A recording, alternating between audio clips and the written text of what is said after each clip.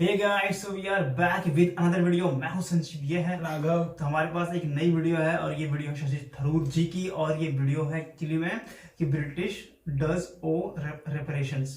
अब रेपरेशन क्या होता है आप बताओ मेरे को। क्षतिपूर्ति होता है, इसका मतलब कि जैसे ब्रिटेन ने जो भारत को नुकसान पहुंचाया है उसकी क्षतिपूर्ति में उन्होंने क्या किया, ये है ऑक्सफोर्ड यूनियन में एक होती है डिबेट, ठीक है। इंटरनेशनल स्पीकर्स और गेस्ट आते हैं वहाँ पे, अपने डिबेट में अपनी बात रखते हैं और इनका जो मेन मोटिव है कि डिबेट में ऐसे ऐसे टर्म्स या फिर वो सब चीजें कॉइन करना जिससे पूरी दुनिया में डिस्कशन एक हो कि अच्छी फ्रूटफुल डिस्कशन हो। और एक से एक स्पीकर्स आते हैं, इंटेलेक्चुअल्स आते हैं। इसी में गए थे हमारे डॉक्टर शशि थरूर जी, एमपी हैं ये, शायद केरला से एमपी हैं जहां तक मैं गलत नहीं हूँ तो, या तिरुवनंतपुरम समथिंग, आप बताना, मेरे को ऐसा कुछ मैं कंफ्यूज रहता हूँ इनमें। लेकिन इनकी इंग्लिश जो है आपको पता ही है, मतलब अलग लेवल। इंग्लिश ऐसी है कि अंग्रेजी पे कहते हैं भाई, हमें भी अंग्रेजी सिखा, हमें भी सिखा दो सर, ठीक है। तो ये है उनकी वीडियो और ये गए थे वहाँ पे, इन्होंने उसमें दिए हैं जवाब अंग्रेजों को भारत का पर्सपेक्टिव से। तो जवाब क्या थे हम इस वीडियो में जानेंगे। शुरू करने से पहले वीडियो को लाइक करें, शेयर करें, सब्सक्राइब करना बिल्कुल मत भूलें। और जी हम अवेलेबल हैं सोशल मीडिया पर भी, आप हमसे मिल सकते हैं। इंस्टाग्राम और फेसबुक पे आपको लिंक मिलेगा डिस्क्रिप्शन में, जाएं और हमें फॉलो करें वहां पे। आइए वीडियो देखते हैं, फिर करेंगे बात।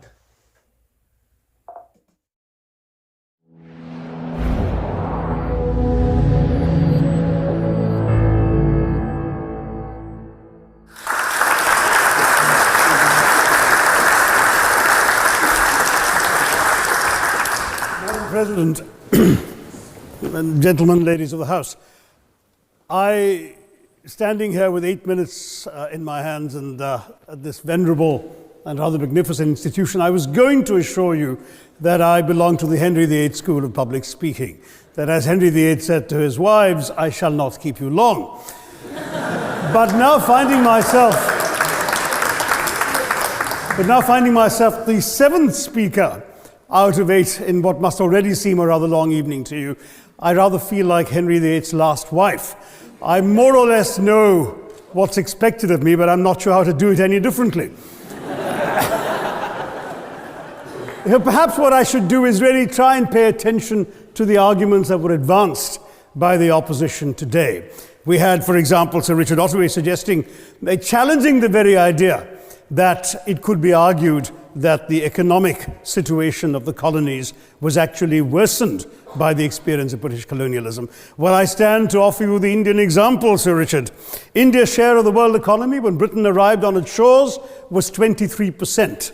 By the time the British left, it was down to below 4%. Why? Simply because India had been governed for the benefit of Britain. Britain's rise for 200 years was financed by its depredations in India. In fact, Britain's industrial revolution was actually premised upon the deindustrialization of India. The handloom weavers, for example, famed across the world, whose products were exported around the world, Britain came right in. There were actually these weavers making fine muslin, light as woven air, it was said. And Britain came right in, smashed their thumbs, broke their looms, imposed tariffs and duties on their cloth and products, and started, of course, taking the raw materials from India and shipping back manufactured cloth, flooding the world's markets with what became the products of the dark and satanic mills of Victorian England. That meant that the weavers in India became beggars, and India went from being a world-famous exporter of finished cloth into an importer, went from having 27% of world trade to less than 2%. Meanwhile, colonialists like Robert Clive bought their rotten boroughs in England on the proceeds of their loot in India, while taking the Hindi word loot into their dictionaries as well as their habits.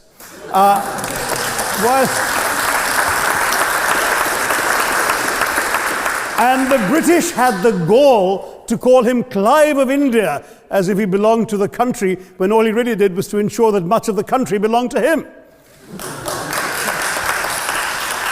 By the end of the 19th century, the fact is that India was already Britain's biggest cash cow, the world's biggest purchaser of British goods and exports, and the source of highly paid employment for British civil servants. We literally paid for our own oppression. And as has been pointed out, the wealthy Victorian British families that made their money out of the slave economy 1/5 of the elites of the wealthy class in Britain in the 19th century owed their money to transporting 3 million Africans across the waters. And in fact, in 1833, when slavery was abolished, what happened was that a compensation of £20 million was paid, not as reparations to those who had lost their lives or who had suffered or been oppressed by slavery, but to those who had lost their property. I was struck by the fact that your Wi-Fi password at this union commemorates the name of Mr. Gladstone, the great liberal hero. Well, I'm sorry, his family was one of those who benefited from this compensation.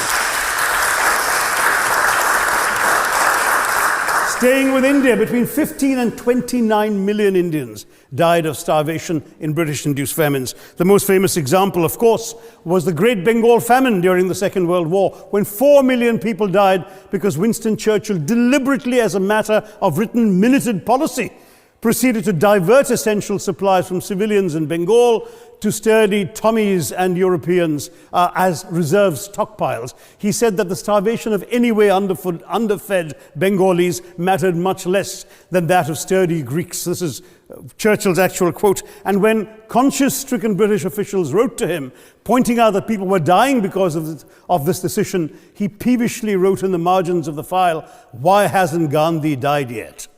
So all notions that the British were trying to do their colonial enterprise out of enlightened despotism to try and bring the benefits of colonialism and civilization to the benighted heathen. I'm sorry, Churchill's conduct in 43 is simply one example of many that gave a lie to this myth.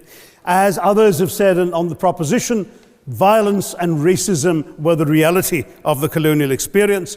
And no wonder that the sun never set on the British Empire, because even God couldn't trust the English in the dark. Let me take World War I as a very concrete example, since the first speaker, Mr. Lee, suggested these things couldn't be quantified. Well, let me quantify World War I for you. Again, I'm sorry, from an Indian perspective, others have spoken of other countries. 1/6 of all the British forces that fought in the war were Indian. 54,000 Indians actually lost their lives in that war. 65,000 were wounded. Another 4,000 remained missing or in prison. Indian taxpayers had to cough up £100 million in that time's money. India supplied 70 million rounds of ammunition, 600,000 rifles and machine guns, 42 million garments were stitched and sent out of India, and 1.3 million Indian personnel served in this war. I know all this because, of course, the commemoration of the centenary has just taken place. But not just that, India had to supply 173,000 animals, 370 million tons of supplies, and in the end, the total value of everything that was taken out of India, India, by the way, suffering from recession at that time and poverty and hunger, was, in today's money, £8 billion. You want quantification? It's available. Second World War, it was even worse, 2.5 million Indians in uniform. I won't belabor the point, but of Britain's total war debt of £3 billion, in 1945 money, 1.25 billion was owed to India and never actually paid. Somebody mentioned Scotland. Well, the fact is that colonialism actually cemented your union with Scotland. You know, the Scots had actually tried to send colonies out before 1707. They'd all failed, I'm sorry to say. But then, of course, came union, and India was available, and there you had a disproportionate employment of Scots. I'm sorry, Mr. Mackenzie has to speak after me. Engaged in this colonial enterprise as soldiers, as merchants, as agents, as employees, and the earnings from India is what brought prosperity to Scotland, even pulled Scotland out of poverty. Now that India is no longer there, no wonder the bonds are loosening. Now, we've heard other arguments on this side. There's been a mention of the railways. Well, let me tell you, first of all, as my colleague, the Jamaican High Commissioner, has pointed out, railways and roads were really built to serve British interests and not those of the local people. But I might add that many countries have built railways and roads without having had to be colonized in order to do so.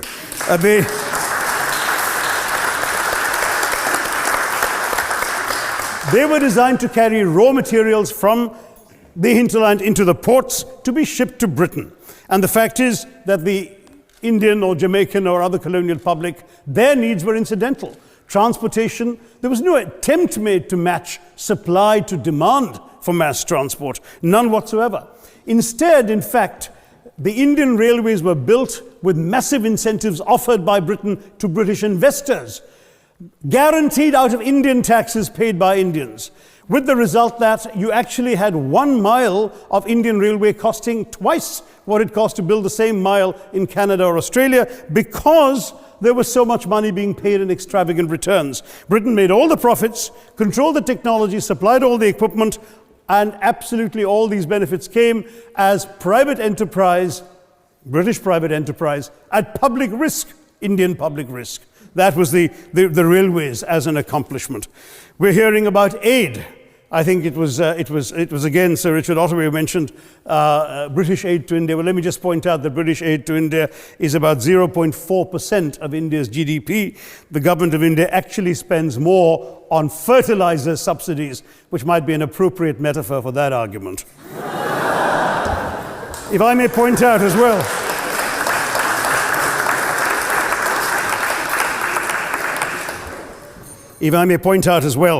that as my fellow speakers from the proposition have pointed out, there have been incidents of racial violence, of loot, of massacres, of bloodshed, of transportation, in India's case, even of one of our last Mughal emperor.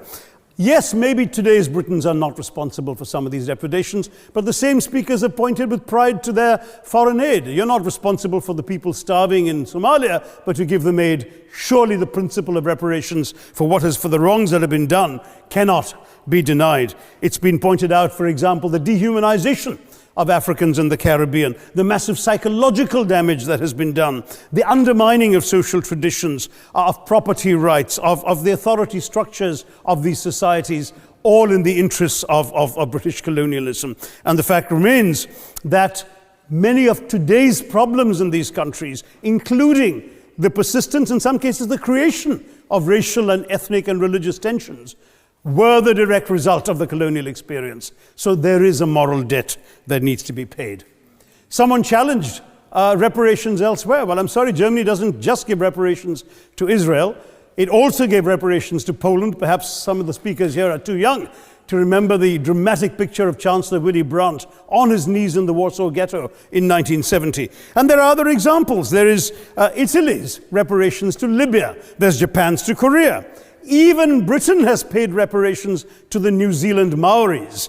So it's not as if this is something unprecedented or unheard of that's going to somehow open some sort of nasty Pandora's box. No wonder Professor Lewis reminded us that he's from Texas. There's a wonderful expression in Texas that summarizes the arguments of the opposition: all hat and no cattle. Now, if I can just quickly look through the other notes I was scribbling while they were speaking, there was reference to democracy and rule of law. Let me say with the greatest possible respect, it's a bit rich to oppress, enslave, kill, torture, maim people for 200 years and then celebrate the fact that they're democratic at the end of it.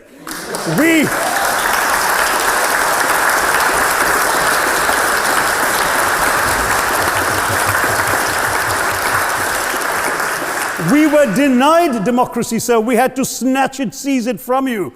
With the greatest reluctance, it was conceded in India's case after 150 years of British rule, and that too with limited franchise. Yes, indeed, ma'am. The opposition spoke quite highly of Greek and Athenian democracy on which the West should pride itself, and spoke of liberty and equality in that same name. The Athenian democracy was only functioning because of the slave society on which it was built. That's the nature of colonisation. All right, I don't think that needs contradiction, not from me at any rate.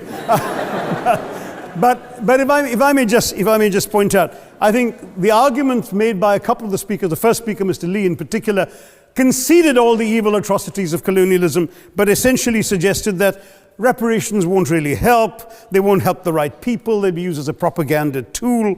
They'll embolden people like Mr. Mugabe. It's always nice how in the old days, I'm sorry to say that the people of the Caribbean used to frighten their children into behaving and sleeping by saying Sir Francis Drake would come after them. That was a legacy of that. Now it's Mugabe will be there. So this is the new sort of Sir Francis Drake of our times. The fact is, The fact is very simply, sir, that we are not talking about reparations as a tool to empower anybody. They're a tool for you to atone for the wrongs that have been done. And I am quite prepared to accept the proposition that you can't evaluate, put a monetary sum on the kinds of horrors people have suffered. Certainly no amount of money can expiate the loss of a loved one, as somebody pointed out there. You're not going to be able to figure out an exact amount. But the principle is what matters. The fact is that to speak blithely of sacrifices on both sides, as an analogy was used here, a burglar comes into your house, ransacks the place, stubs his toe, and you say, well, there was a sacrifice on both sides. That, I'm sorry to say, is not an acceptable argument. The truth is that we are not arguing specifically that vast sums of money need to be paid. The proposition before this House is the principle of owing reparations, not the fine points of how much is owed, to whom it should be paid. The question is there a debt? Does Britain owe reparations? As far as I'm concerned, the ability to acknowledge a wrong that has been done, to simply say sorry, will go a far, far, far longer way than some percentage of GDP in the form of aid. What is required, it seems to me, is accepting the principle that reparations are owed. Personally, I'd be quite happy if it was £1 a year for the next 200 years after the last 200 years of Britain and India. Thank you very much, Madam President.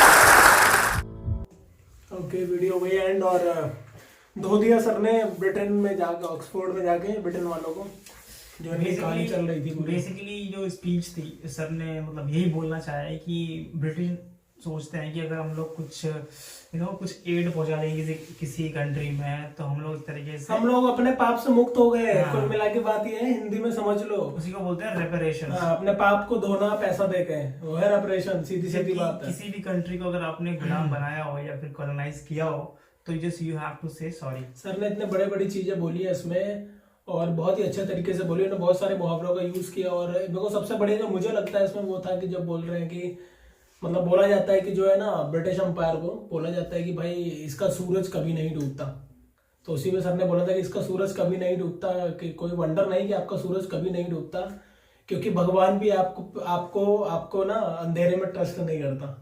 ये बोला था इन्होंने, तो बहुत ही मुझे सबसे powerful वो चीज लगी। बाकी इन्होंने बताया कि इंडिया की तरफ से क्या क्या सेक्रीफाइसेस हुए वर्ल्ड वॉर 1-2 में। तो देखो ब्रिटिश ने किस तरह से हमको इंडियंस को एक्सप्लॉइट किया था एट दैट टाइम। जब वर्ल्ड वॉर 1 हुआ था तो उसमें 13 लाख इंडियंस, ऐसा ही उसका 1.3 मिलियन, 1.3 मिलियन, 13 लाख, तो इतने आर्मी पर्सनल ने पार्टिसिपेट किया था। इतने ज्यादा पैसा, इतना ज्यादा उस time 8 billion pound first world war का सर ने क्वांटिफिकेशन दिया है। क्यों दिया है वो बताया भी उन्होंने कि पार्लियामेंट में कुछ हमारे क्वांटिफिकेशन हुई होगी, सो काउंट किया गया होगा कैसा क्या हुआ है, तो शायद। तो basically he was talking about sacrifices we have made for them.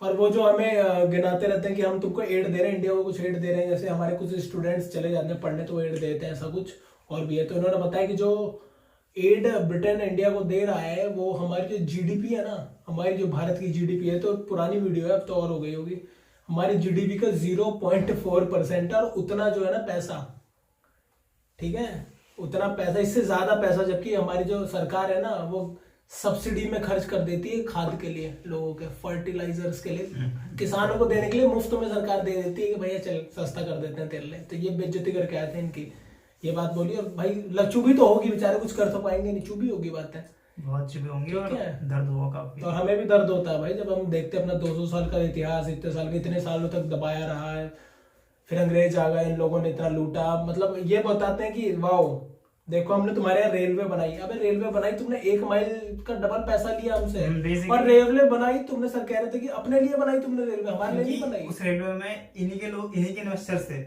Investor थे। इंडिया के डबल इंडियन मनी ही यूज की गई बनाने में, डबल इंडियन लेबर लगे, इंडिया का सब कुछ लगा, और चार्ज भी हम ही ने डबल दिया, और हम यूज भी नहीं कर रहे थे। गांधी जी की फेमस है ना कहानी की, उसको कहाँ बाहर थे जब वो ब्रिटेन में, तो उतार दिया गया साउथ अफ्रीका, कहाँ पे नहीं, उसके बाद निकाल दिया गया था ट्रेन से। तो ये तुम्हारी सोच थी, ठीक है। तो हमें तो ज्ञान दो मत भाई कि तुम लोग क्या किए हो, क्या नहीं। ब्रिटिश लोग जो होते हैं ना काफी ज्यादा शाणे बनते हैं एक तरीके से, शाणे बनते हैं कि हमने देखो ये कर दिया, डूब रही है कौन में, चिंता मत करो बेटा सच बता रहा हूँ तुम्हें, गिर रहे हो। आई मुझे लगता है इनकी जो इकोनॉमी बचाई हुई है ना, हम लोग बिल्कुल बचाई हुई, इंडियंस ने बचा रखी है अभी। और ये गलत बोल रहा हूँ, चेक कर लेना उठा के। 800 इंडियंस की कंपनीज हैं ब्रिटेन में, यूके में सबसे बड़ा, और उसके अंदर जो है 1,10,000 एम्प्लॉइज हैं। ये तो और बढ़ गए होंगे, अब तो और बढ़ गए होंगे, सिंपल सी पुराना डेटा है सब, पुराना डेटा मैं बता रहा हूँ कुछ, लेकिन अब तो और बढ़ गए होंगे, तो लगा लो। यूके जब से अलग हुआ है ना, यूके ने अभी क्या किया है, यूके जो है अलग हो गया उससे, नेटो से। इनका जो पूरा ऑर्गेनाइजेशन था, ठीक है, इन्होंने अपने वहाँ पे वो कराया, थेरेसा मे थी इनकी शायद प्राइम मिनिस्टर का नाम, जो जिन्होंने कराया, उन्होंने वही लाया। लोगों ने कहा कि अभी निकलो, तो जब से निकला है ना, थोड़े और दिक्कतें भी हो रही हैं इनको, तो इनकी इकॉनमी थोड़ी अभी चल रही है ऐसी। बाकी जहाँ तक बात रही सर, तो भाई क्या कहने इनके अंग्रेजी, मतलब कितने वर्ड तो हमको क्यों लगता है यार ये नया वर्ड था यार, अच्छा ये क्या बोल दिया इन्होंने, मतलब ये स्पीच को हमको सही से मतलब पकड़ने के लिए सही से एकदम स्लो मोशन में देखना पड़ेगा, स्लो मोशन में भी देखना पड़ेगा, और मैं 3-4 बार देखा। तो ये थी। और एक चीज और बोली थी ना कि वाह ब्रिटेन कैसा करता है, एक और एग्जांपल दिया था कि आपके घर में चोर आया, सर कह रहे हैं कि आपके घर में कोई चोर आया, डकैत, ठीक है, वो आपके घर में चोरी कर रहा है और उसका जो अंगूठा जो है ना वो टूट जाए, या दीवार से लग के कहीं से चोट लग जाए उसको, और आप उसे पकड़ लो उसी टाइम, ठीक है, तो इसका मतलब ये थोड़ी हो कि आप ये बोल के बच जाओ कि देखो दोनों तरफ से सेक्रीफाइस हो गया, आपका मैं चोरी कर रहा था, मेरा अंगूठा टूट गया। ये एग्जांपल दिया था इन्होंने ये वाला। तो भाई बहुत सही तरीके से बोला इन्होंने, और क्या ही बोले ब्रिटेन के बारे में यार, सब जानते हैं ब्रिटेन की पूरी कहानी, इतिहास, कैसे क्या किया, बहुत कंट्रीज से कॉलोनाइज किया था, बहुत लूटा है उन्होंने। अब पता लगता है वो लूटा हुआ पैसा खा रहे हैं बस, अभी तक कुछ करते वरते नहीं है ये लोग। कोहिनूर भैया तुम्हारा हमने दिया था, पता है ना, जो मैं तुम्हारी रानी विक्टोरिया के मुकुट में है, भारत से निकला वो जो मुकुट में, बहुत लोगों से पास होते वहां तक पहुंचा है, ठीक है। तो हम खैर लेगी भी नहीं गवर्नमेंट, क्योंकि गिफ्ट है वो, क्योंकि हम लोग का दिल बहुत बड़ा है, गिफ्ट दिया हुआ है, वो नहीं लेंगे तुमसे, चाहते तो ले भी लेते हैं। कितने सारे स्टैचूज आज भी मिलते हैं ना तुम्हारे वहाँ पे इंडिया के, उतने पुराने जिनकी कीमत करोड़ों में, एंटीक चीजें ले गए, तुम भी चोरी थे भाई, चोर थे लोग भी भाई, एंटीक चीजें ले गए इंडिया की उठा के हमारे मंदिरों में से, क्या भाई क्या ही बोले तुम्हें। और तुम फिर हमारी इकॉनमी कितने बताए थे, जीडीपी हमारी थी 27 से 24%, जब तुम नहीं थे 4% पे ले आए तुम, इतना बढ़िया तुमने हम पे उपकार किया भाई, थैंक यू आपका। हमारे जो है, जो क्या कहते हैं, जो कपड़े वगैरह का सिस्टम यहाँ पे बनता था, हम लोग एक्सपोर्ट में बहुत ज्यादा अच्छे थे, फिर इंपोर्ट करने लग गए आप लोग, उल्टा तुम्हारी वजह से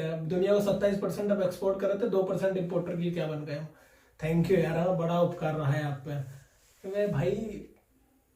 तुम लोगों से हम लोग देखो चिढ़ते तो नहीं है, वैसा चिढ़ते हैं का मतलब ये नहीं है कि तुम्हें गोली मार दें, बात जब रखी जाएगी तो पूरी पुरानी भी रखी जाएगी। नहीं ये पता है, हम लोग इनको इससे ज्यादा बोलते इसलिए नहीं क्योंकि अभी तो ये लोग शांत रहते हैं, मतलब बोलते तो ज्यादा नहीं, क्या बोलेंगे यार। लेकिन अगर अब इन लोगों को बोलने का मतलब भी इनके दादा परदादा ने क्या किया, वो उस जमाने में हमारे परदादाओं ने जैसा डील किया, अब हम कैसे कर रहे हैं। देखो ना हम लोग, हमारी इतनी कंपनियां तुम्हारे ऊपर है, तुम लोगों को जॉब दे रही है, तुम्हारी भी कुछ कंपनी इंडिया में है जो जॉब दे रही है, पर एक दूसरे को हमने कॉलोनाइज नहीं किया तुमको, ठीक है। इंडिया ऐसी कंट्री है जिसने आज तक किसी कंट्री पर राज किया ही नहीं, हम लोग ने करवाया खुद पे, आओ हम पे राज करो, ले जाओ मैं लूट के, ले जाओ पैसा चाहिए तेरे को, तू अमीर हो जाए। स्कॉटलैंड को पॉवर्टी से बाहर निकाला, किस को ले रहा है। ब्रिटेन में क्या था, ब्रिटेन में यार सारा का सारा तुम्हारी जो जीडीपी खड़ी थी ना, जो इतने पावरफुल तुम बने, अब तो तुम्हारा सूर्यास्त हो रहा है, भारत का उदय हो रहा है फिर से। ये सब इंडियन इकोनॉमी और इंडियन लोगों की देन है। वर्ल्ड वॉर में 1 में 2 में इतनी सर्व किया, इतने कितने मशीन गन्स की सप्लाई करी, कपड़ों की करी, जानवरों की करी, 8 बिलियन पाउंड उस टाइम के सब, भाई बहुत ज्यादा होता है यार, क्या बोलूं। दे दो पैसा, दे दो हमें, दे दो इतना दे दो, चलो 8 बिलियन दे दो, चलो 8 हमें दे दो, ये मान लेंगे, चलो अच्छा हमें दे दो, हमारे चैनल आपका चलो भाई वीडियो करते हैं अच्छे नोट पे एंड की। देखो दुर्भावना नहीं रखनी चाहिए, पर हमें अपना इतिहास पता होना चाहिए, बात यही है कुल मिला के। और सर ने भी यही बात कही है कि एक सॉरी बोल दो ना, वो आपके एड जो आपके कुछ जीडीपी का। हमें सर का कहने का मतलब यही है कि तुमने इतनी क्षति पहुंचाई है हम लोगों को, तो पैसे से कहा नहीं कर शाना मत बनाओ ईगो कि आप इतने एड पहुंचा रहे हैं, कर रहे हैं, वो कर रहे हैं। जस्ट से उसको एक सॉरी बोलो और खत्म करो, क्योंकि तुम्हारी जीडीपी अब कुछ नहीं है भारत के सामने, देख रहे हो ना, तुम्हें पता है। तो अब रहने दो, हम भी रहने देते हैं, करते हैं वीडियो क्लोज। मिलेंगे आपसे नेक्स्ट वीडियो में, और जाने से पहले वीडियो को लाइक कर देना, शेयर कर देना और चैनल को सब्सक्राइब तो कर ही देना। और मिलेंगे हम आपको इंस्टाग्राम और फेसबुक पे भी, अब डिस्क्रिप्शन में मिलेगा लिंक, जाएं हमें फॉलो करें, वहां पर भी आप अपने मैसेज डाल सकते हैं, कमेंट डाल सकते हैं और हमें बता सकते हैं कि भैया इस पर रिएक्ट कर दो, इस पर रिएक्ट मत करना, या जो भी आपका कहना है हमसे बात कर सकते हैं आप वहां पे, ठीक है। मिलेंगे आपसे नेक्स्ट वीडियो में, till then take care, bye.